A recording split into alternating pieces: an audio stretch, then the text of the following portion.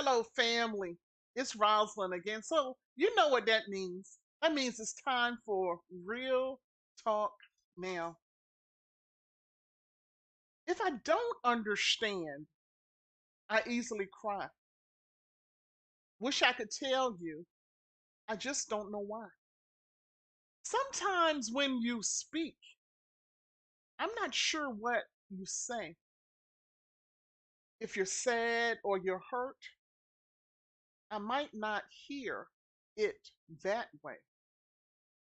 I like it when things are always the same, like my food, my toys, and even my video games. I walk on my toes and twirl round and round. It makes me feel better and it helps me to calm down. When you listen to a sound that you don't want to hear, you can take your own hands and cover your ears. Family, parents with children with autism, they want you to know. They want you to know that being nonverbal does not mean that they can't hear and understand what is being said to them and around them. They want you to know that some dislike the phrase, he doesn't look like there, or he or she has anything wrong with them. Some want us to understand that is many, there are many more, much more to these individuals than what we simply see. They are truly amazing with their own talents, their own way of thinking that is sometimes beyond what you can believe. Some children with autism, they change throughout their life. These parents want you to know that children with autism are unique and there's no one size fits all. They also want you to know that, like all children, they're allowed to experience the world as well and experience it on their own terms. The goal is to help them learn how to experience the world. Family, today's topic is raising children with autism. What I need you to know with Felicia Adams. Now, Felicia, what I want you to do, I want you to please come on, tell us a little about yourself and introduce yourself to the family. Hi, hi everyone. My name is Felicia Adams. I am a mother of three beautiful children.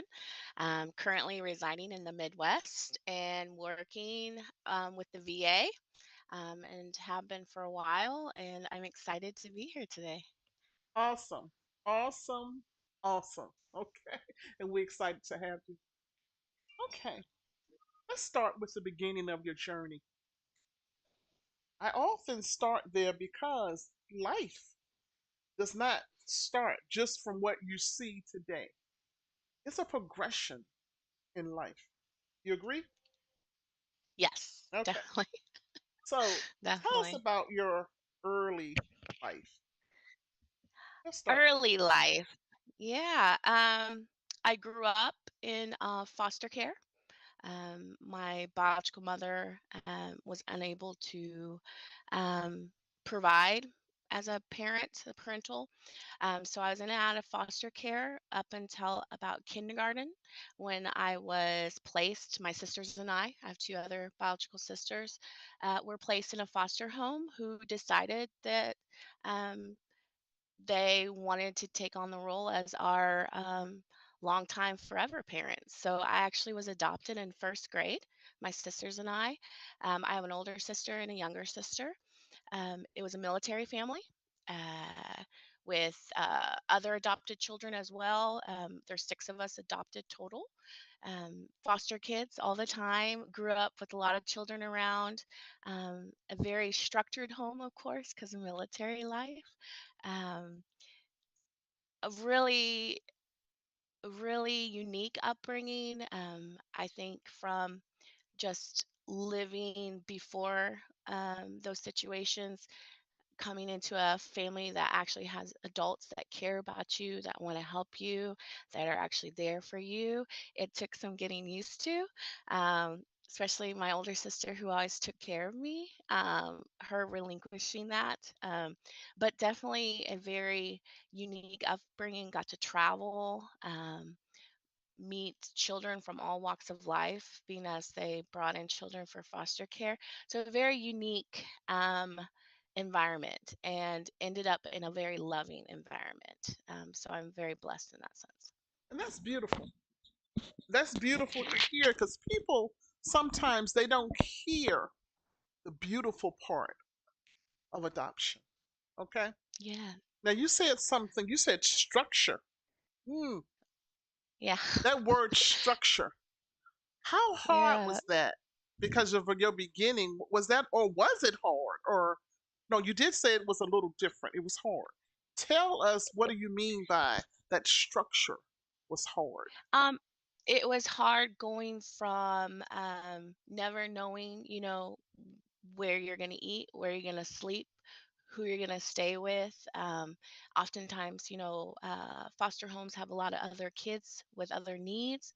Whether or not you're going to get that attention that you desire or seek, and then going from that to a family that is very much regimented. Mm, My dad was very much, there's expectations, he worked hard. I never wanted for anything ever, but to actually feel like you can give that up, like in the sense of relying on someone who adults, right, who in the past have let you down, it took some getting used to.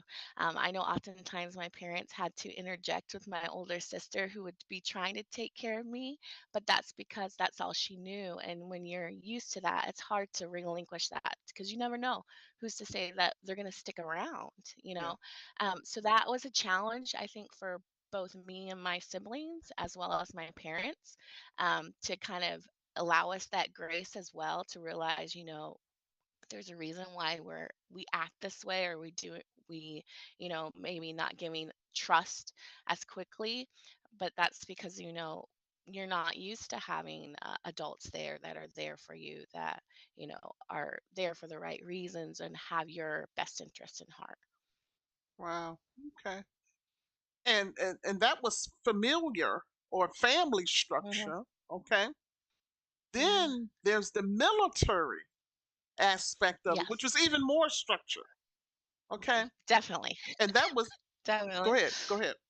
Definitely, my dad was very much, we had a schedule. You were up by a certain time. There was no coming back to tell you to get up again. If you had a curfew, you better make sure you're there by curfew. Even if you're like coming in 5 minutes before curfew, there he was.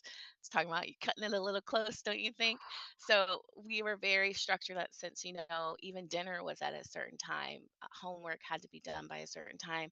So your room had to be clean, things of that nature. So it was very much regimented. And, you know, if you fell through, there was consequences, but not like, but just in the learning sense of, hey, there's a reason for this, especially when you have all these children running around, you need some structure.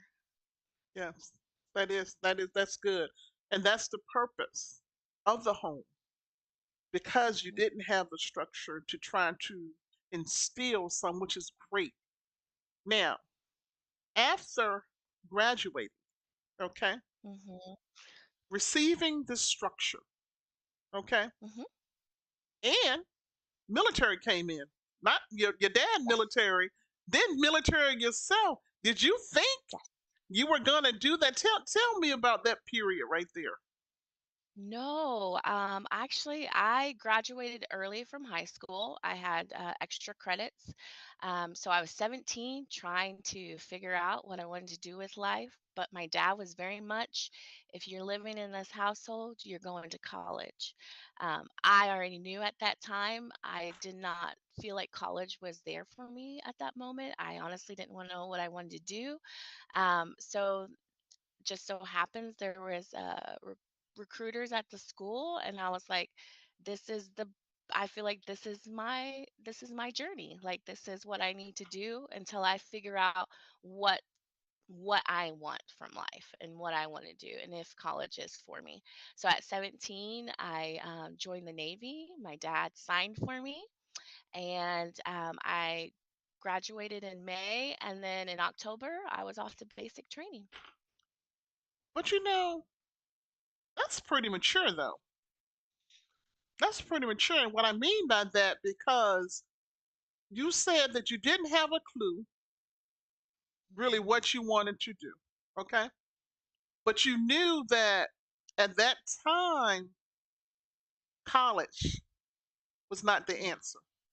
That's pretty mature. Was you said 17-year-old? I was 17, yeah, Okay. yeah, So yeah. since you were not ready for college, then let's go a little further. Let's talk about that military time and what happened after Yeah, you got on your own, basically, because once you got on your own, the structure was like, oh wow. yeah, definitely. I went off on my own, 17, first duty station, I would just turn 18, and of course, that, free for all type situation. Um kind of learning life. Being I had such a structured life, going into military life wasn't bad, but just having all those other things in your environment, um, different walks of life, different people, things you could get into even at 18 that you really shouldn't have been getting into. So I really tested the waters, I'm gonna say. I really tested the waters, and I actually ended up meeting my kid's father that way. Um, and we began a relationship, and met him probably in a place where I shouldn't have been at 18, but I definitely joined the military, and having that, just all these options thrown at you, it was very overwhelming.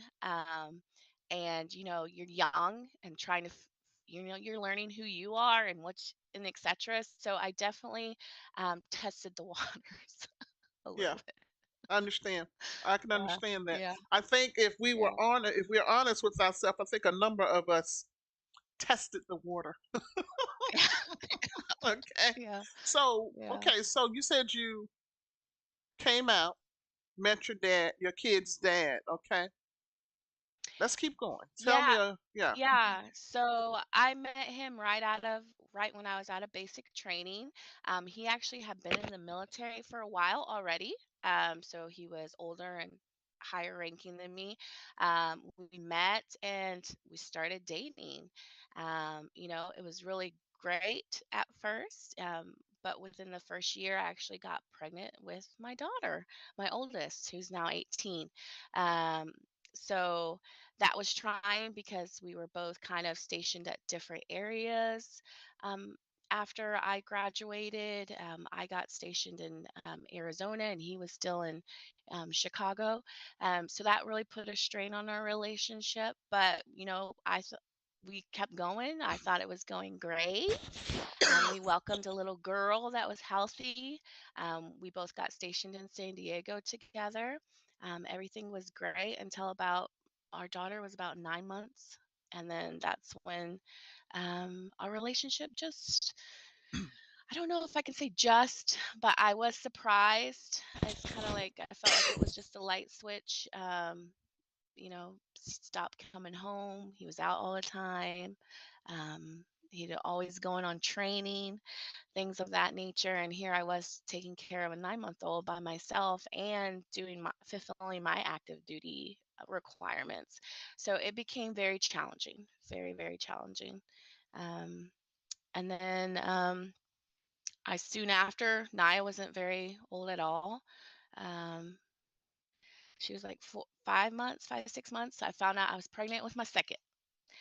So Mhm. I had back to back, and that was the drawing straw in our relationship. He said he didn't want any more kids, and I better figure it out.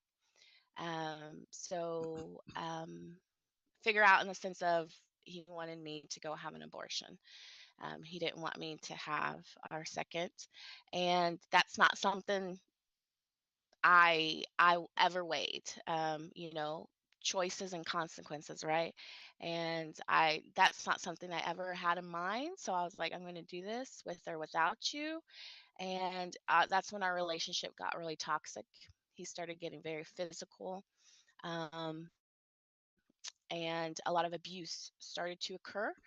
And unfortunately, that resulted in him getting arrested and me going on bed rest with my second, which is Damien, my special needs child. So I was on bed rest the last 4 months of my pregnancy just because I had ruptured my placenta and I had lots of bleeding, and Damien was not doing well. We had to do fetal monitoring twice a week, um, just because he was not an active. He stopped being active.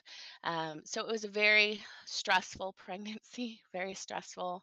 But I definitely learned a lot about what I'm able to um, handle as well as what I'm willing to allow in my life. So, um, very stressful pregnancy. I will Okay. say that. Yeah. Now, you said that Damien was born at 30 weeks as opposed to Yes. 37, 40, if Hmm. I'm not mistaken. Yes. And Yeah. okay, so they started seeing signs of something. Okay. Yes. Him Hmm. declining, and they asked me to come in for an amniocentesis, basically to measure how much fluid you have for the baby. And he was in such distress, they were like, "We're just going to do an emergency C-section. We can't Wow. wait." Okay. Yeah. So Okay. at 30 weeks, I was there by myself, and it was the scariest moment of my life. Sure. I will say, being rolled down the hallway signing paperwork um, to get him out. So yeah, so he was born at 30 weeks, and then they airlifted him to a hospital 45 minutes away for a NICU that could care Wow. for him. Now, Hmm. one thing I heard is that you were saying about some trauma. Okay, not just maybe some mental trauma, some physical trauma that you experienced. Do the medical professionals, did they hint maybe that maybe some of that trauma that you had contributed to the developmental delays? And I don't know. It just seems like because we really don't know, and you can maybe educate us a little more because I'm sure you've researched different things as far as the Yeah. cause. Yeah. Au Yeah, autism is one of those things, or, a lot of them developmental delays that, there's no real pinpoint, right? You can't really say it's specifically this. I have had quite a few specialists tell me they feel like the trauma I sustained, which he also sustained while I was pregnant, did contribute to his delay. His brain did not develop as it should. He didn't get enough oxygen due to my fluid not being able to retain. So yes, there is some of that. But then, there is also some that say, that's not, how that works, or it could be this, could be that. So there is a lot of what ifs in that, right? Like a lot of could be, um, and sometimes you do project that on yourself, of course, because you're like, were there choices I made, that caused this? And there is that, which I've gone through lots, especially if it is because of what I allowed someone, into my life and occurred, that contributed to it. So I've had a few that have said yes. And then I've had some that say, well, actually, it could be this, it could be that. So really, you know, me, I feel like it did contribute somewhat. Might not have been the whole, kit and caboodle type situation, but I do believe a lot of that stress, a lot of that harm physically did contribute to a lot of how Damien progressed in the womb. Yeah. Uh, I hear you. I hear you. Okay. At any time, did you ever attempt to mentally attempt to lessen or even ignore his symptoms and kind of try to normalize it? And I say that because that's a understandable thing to try to normalize the situation and kind of said, okay, no, this is not what it is. Because I can understand if you did. I will say yes. I think in the beginning, there was so much stress going on in my life. And then to be told, your child is not going to be like the typical child, right? And all those goals and dreams that you have of your children growing up, that's not what it's gonna be. Like, of course, I went through that period of, "Oh, you know, he he'll he's just a baby, he'll catch up," children, different milestones, he'll get there, So I did definitely go through that period when he was younger and I first found out. But then that also had to do with me not wanting to, like, me putting guilt on myself too as well, like not being like, you know, you start reverting back to, like, what did I do? Yeah, And that plays along in it. And then you're like, oh no, I took my vitamins. I did this, I did that, the same thing I did with my oldest, and she's great, So you definitely do, I think, go through that period of just being like, nope, things are going to be how I've pictured them to be. Like, it's nothing's going to be different, So yeah, I definitely went through that period. Yeah. yeah. We had someone Yeah. who put a message. They said that yes, the kids hear and understand everything that's going on because oftentimes people may think that they don't. Because I've met Damien. Damien Yeah. is very bright, He is. extremely bright. Okay, Yeah. so He is. that is not the Yes. case. I Yep. agree. I agree. Now let's talk Yeah. about the familial, your family Oh. acceptance of Damien and the support that you did or maybe did not. And I'm not trying to belittle family because Oh, yeah. that's hard sometimes. Okay. Definitely. I didn't actually get out of the military till Damien was about 2 years old. So by that time, we were I was learning everything. I just found out, learning everything, moved back home for that support. Um, it was difficult for my family. I think more so difficult for my father, Mhm. just because I think in his mind, even to this day, sometimes and I know my dad loves my children to death and includes them in everything. But it was kind of like almost him in denial of Damien will be this way um, until the end of time, basically, because he'll make comments like, "Oh, I'm sure he'll be able to do this," or "I'm sure, when he gets a job," or "I'm sure," those types of things. And it used to like really weigh on me. And I'd be like, "Dad, like." No, this is the reality of it, right? But now that Damien's older and Damien is finding his niche in his own way, I think my dad sees it more and understands it. And now when he speaks to me, it's in the part of, okay, like, what do you have planned for Damien when he's older? Or like, do you want Damien to come out here for the summer if as an adult, even because Damien's 17 right now, come out for the summer. We can figure out stuff to do with him, that type of stuff. Whereas before, like, Damien was a crier. Damien has tics even to this day. He can't sit still. He plugs his ears and hums. And that was hard for my dad because my dad is, um, he doesn't like a lot of noise. He's very much, that still to this day, very structured in things. And when you go out, you have to make accommodations for Damien. Like, you know, loud noises aren't a possibility. Going to the movies is not something we're able to do because Damien can't sit still, and he's loud and he twitches and stuff. And that was very hard, I think, for my family to realize that, we can't always do the same things we've always done. Like, we have to make changes. We have to tailor things a little better to make it more family oriented, so Damien is allowed to participate and able to participate and wants to participate, because if it's an environment Damien doesn't like, he will not participate. He shuts down. So I think that was a challenge for my family to realize, this is not temporary. This is until, I'm gone and someone else assumes that role of caregiver for him. Like, this is long term. And, it's difficult, but we as a family definitely work together. My sisters are an amazing help for me. Good. There's moments when Damien would rather hang with them, but they make, it fun for him. They make it in an environment that he wants to be in. So that's definitely something we've worked towards.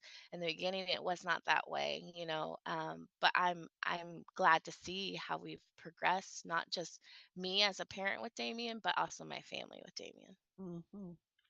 And for a while, and sometimes I hear things and I'm repeating. I'm trying not Yeah. to. Okay. One thing I wanted to ask too, because you were away for a while, Mhm. living away from your family, working, doing life, Yep. and you Yes. moved back home.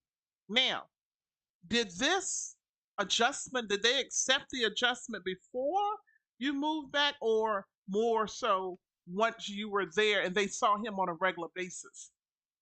Once I was there and they saw him on a regular basis. And even like for my parents, it took a little longer just because we weren't around them as often because they didn't live close by. So it was like every time we came to visit, you had to reinstill those things of, yes, dad, Damien's gonna get loud. Damien, doesn't understand what you're saying, or, you have to address Damien a little differently, or the things he likes to eat. Like, he's very particular about what he eats, things of that nature. Where I grew up of whatever you mom made, that's what you eat type situation. So I think with Structure. my parents, yeah. So I think with my parents, it took a little bit more readjustment period for them, and also being more aware of how they approach Damien, or things of that nature. Um, and then once that happened, like, he and Damien was very particular. Even now, he's particular about who he likes and who he allows to touch him, hug him. But like, grandma's the one. Like, he'll love on her to death. Even grandpa now, he'll hug grandpa. So it took a lot to get to that point, though. And a lot of patience on their end, Yeah. a lot of patience on Damien's end. But we definitely have gotten there. It took some time, but um, we've definitely gotten to that point, which is it's great, you know.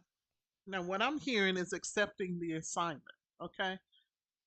Even though you all are there now, okay, when did it actually happen? What happened when you actually say, okay, I have this assignment. This is my assignment. And I'm not trying to belittle when I say assignment. Oh, When you accept, yeah. like, this is what, because you said that several times. When did that actually, when did it, like, the bell go off, like, this is it? Ooh. I would say for me, like, the bell went off when he started kindergarten. Um, for for a period before that, especially being a single mom, doing it by myself away from family, there was a period where I know I didn't know if I could do this, like, be a parent. I'll be honest in that sense. And then I worked through that.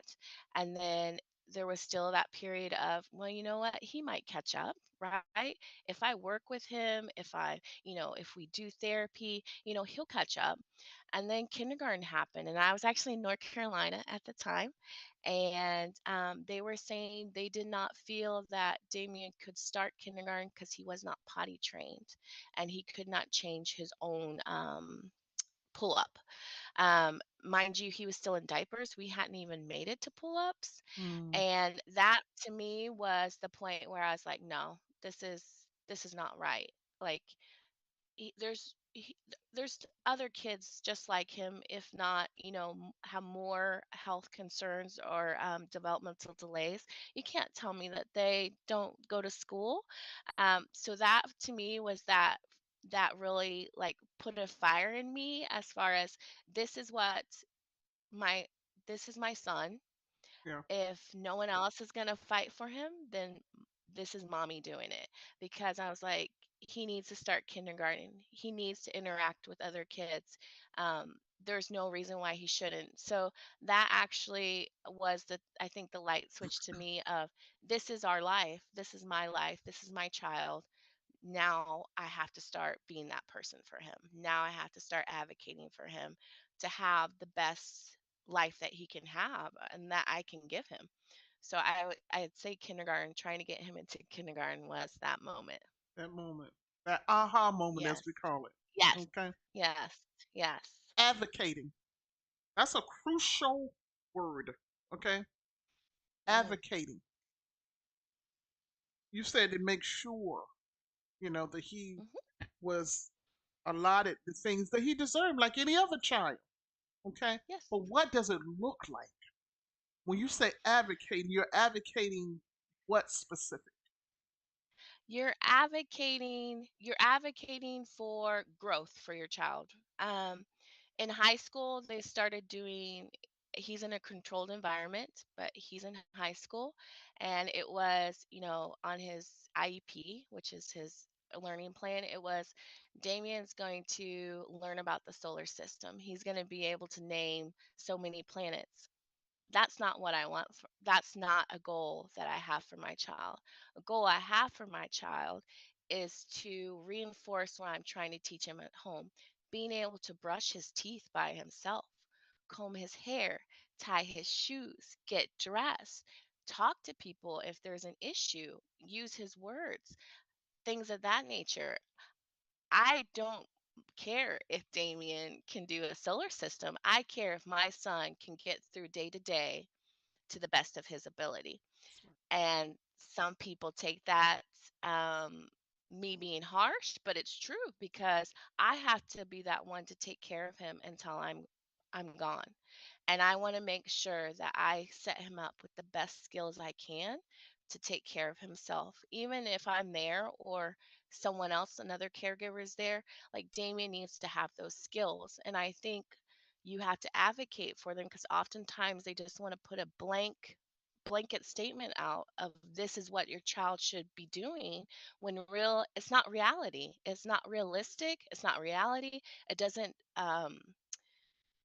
cause growth in their life or make their life better. Like there's those little things that I need Damien to be able to do and reinforce not only at school but at home. And I can't do that, and that growth can't occur if I'm not speaking up for him.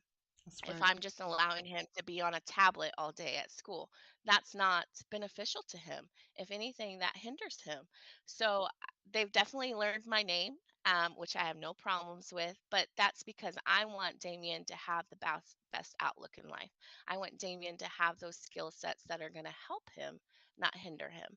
So we definitely at IEP meetings, even during the week, she'll get an email, just things I've seen, or maybe like things he's brought home, like just for her to know, I get it. Being a teacher to special ed children is difficult, but it's not a blanket for all of them. Like there has to be things that are different for each one based Yeah. upon, their skill sets and their goals. And so definitely advocating for him and making sure he's included. I make sure, oftentimes they don't have parties like other classes. I make sure I bring candy, I make little gift bags, just because I want them to feel included. Like, I think oftentimes we worry so much about what they can't do that we limit the things that we allow them to participate in. And that to me is sad, because I want my child to have those memories. I want him to be able to participate. I mean, even now he's in high school, I'll ask him, "Do you want to go to prom? Do you want to go to homecoming with your sister?" I know he'll probably tell me no, but I'm always worried about that one time I don't ask, he'll say yes, because I want him to experience that if that's what he wants. Because I often feel like they get left out so much, and it breaks my heart. I love that. If we realistically look at it as well, even in what they consider the normal classes, Mhm. okay, it's the same thing. Yes. What I mean by that is no, it's a cookie cutter Mhm. educational program for all the kids. And just like in quote unquote, I say again, normal classrooms, what they consider that, parents have to advocate for them too. This is no different, Yes. okay, whether Mhm. it's a special needs class or not, okay? Mhm. We have to advocate for our children because, like you said, you're with your son more than anyone else. You know what he's able to do, you know Mhm. what he's not able to do. So the goal is always when we teach our kids to enhance what they can't do, if it's beneficial, of course, and also show them new things that they can do in life. But like you said, the goal is to make sure he is as productive as Mhm. possible. And that's not going to happen, like you said, teaching the solar system, those types of Listen. things, Mm. ADL training, teaching Yes. them these activities of daily life so that they can be self sufficient. I love that. I love that. And you're doing a great job. Now, Thank you. you said high school, which is, I, I remember when they were kids, so I'm still in awe at the high school thing. You know what I mean? Yes. Tell me Yes. about him today. Tell me about that. Da Damien today is 17 years old. Well, about to be 17 next week. He is all about movies. He could tell you a movie front ways, back ways, who directed it, the music, who's in it, and anything 80s movies he's in love with. He's extremely smart. Um, he is now able to dress himself now, brush his teeth. Mommy still has to comb his hair, but he's able to make snacks for himself. Definitely improved. Um, Talking more, though he talks to you in movie lines. You can at least get what he's talking about. Damien is extremely smart, such a character, such a character, but definitely keeps me smiling every day. Mm, Definitely keeps me on my toes, and definitely has opened up to his siblings as well. They have a great relationship. They connect even, which is great. They play together, they hang out together, which is something I worried about um, as he's grown, because there was a time. But they are doing great, and he's doing great. I'm very excited to see what these next 2 years in high school are, and then also our future, like what that looks like for him. I love it. I love it. And the one thing I'm hearing too is that he's no. Let me go back. I remember I came to visit you one time, and Damien. That's when I realized, not smart, how brilliant he Yeah. was. He was reciting an 80s movie, and he recited it verbatim, the whole. Yes. And I'm looking at him, and I knew exactly the movie he was explaining. Yeah. And I Yes, was yes. like, there's no way I could do that. Yeah. I think of kids with autism. They're so brilliant. This is what in Mhm, my mind, I'm not a doctor or another. In my mind, I tend to think that they're so brilliant. There's this little minute mhm. everyday world. It's too easy for them. They're that brilliant that it's like this little tedious stuff. No, I need Yeah. something, Yep. more than that for me Yeah. because of the way that my brain functions.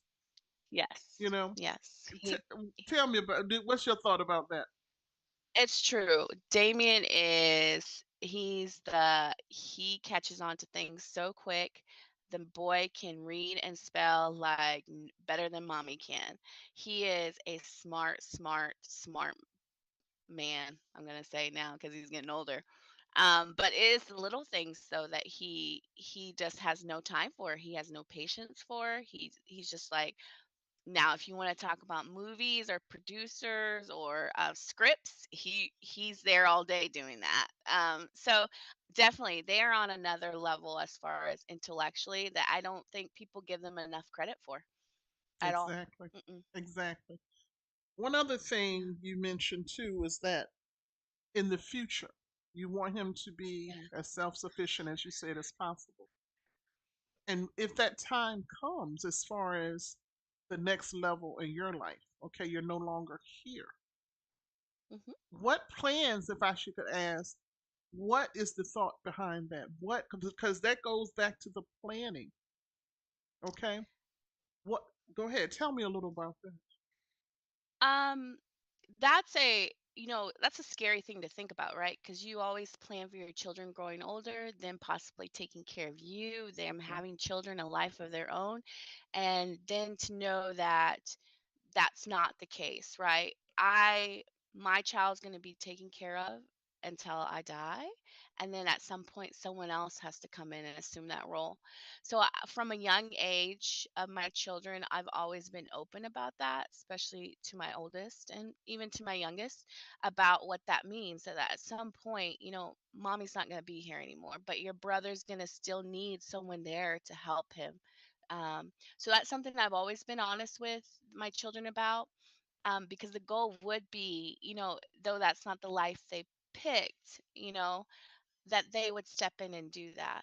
But I've also been honest with my family, tomorrow's not promised to anybody, but I want to make sure that if tomorrow I'm gone, someone's able to step in and take care of my son and not be burdened by that financially or etc. So from the start, I've always had those conversations with my family. I know now if something were to happen to me, who is slot my sister. She is. We've already set that up when she got married. We set that up that, they would assume that role for my children and Damien for, the rest of their lives. My daughter, she'll tell you, and even my youngest, Christian, will tell you, don't worry about it, mom. It's something we'll take care of them.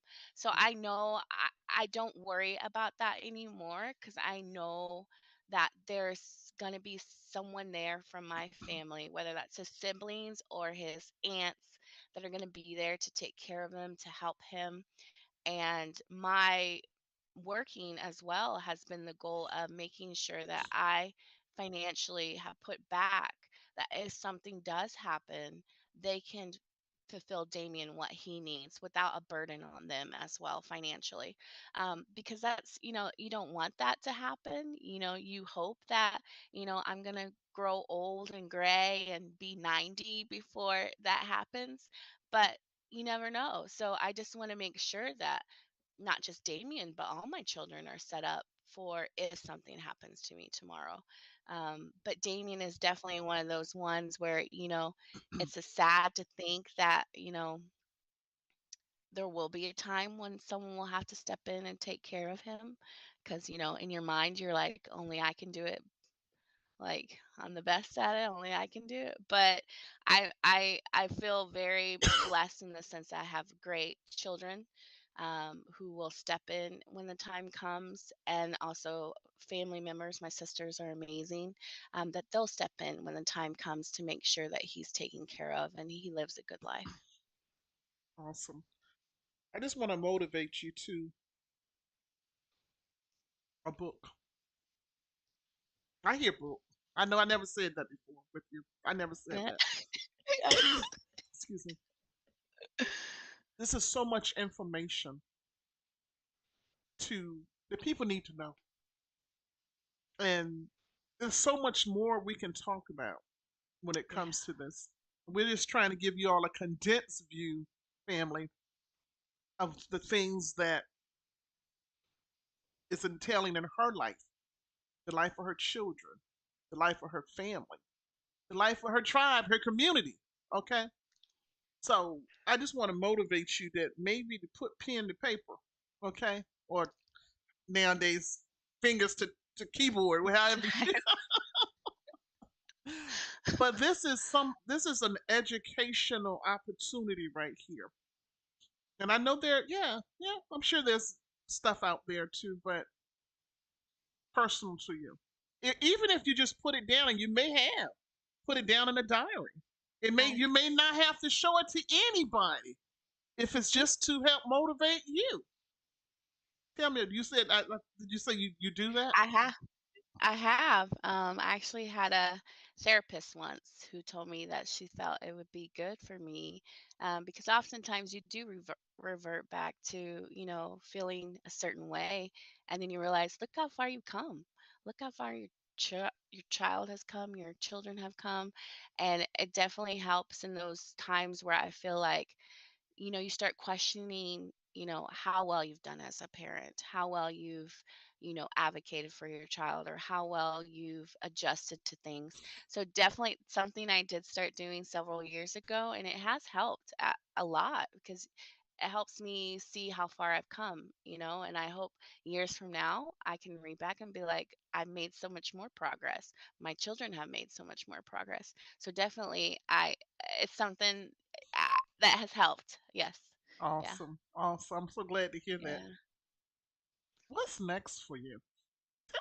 Just Ooh. it's what's next. That's all I can say. Or how can they keep in touch with you? Because there may be that parent that's saying, you know what, I need to talk to her, even if it's online. I'm not telling, don't give your phone number. I'm not Oh telling you to do yeah. that. Yeah. Just how can they get I in touch with you? Email, Facebook, whatever. You can People can Facebook me. I'm definitely up to answering questions, giving my personal advice. Every situation is different. Um, Mine has been a very unique situation. I've done this by myself. Um, Definitely a lot of hurdles, challenges, Yeah, and moments where low moments, but I'm happy where I'm at right now, and I'm just continuing to grow. And I had children really young, and um I'm figuring out who Felicia is really, what I like, what I want to do, my future, and realizing, I am someone outside of being a mom, and that's something new I'm trying to figure out. And Damien is along for the ride, and we're gonna make the most of it. You that's know? right. That's awesome. Yeah, So, family, you yeah, hear her. You heard what she said, that you can yeah. reach her Facebook. Facebook, Felicia Yep. Adams. She's there. Okay. Yeah, And just yeah. in case you cannot find her, okay, you can reach out to me, Roz Real Talk Now 2 on Facebook.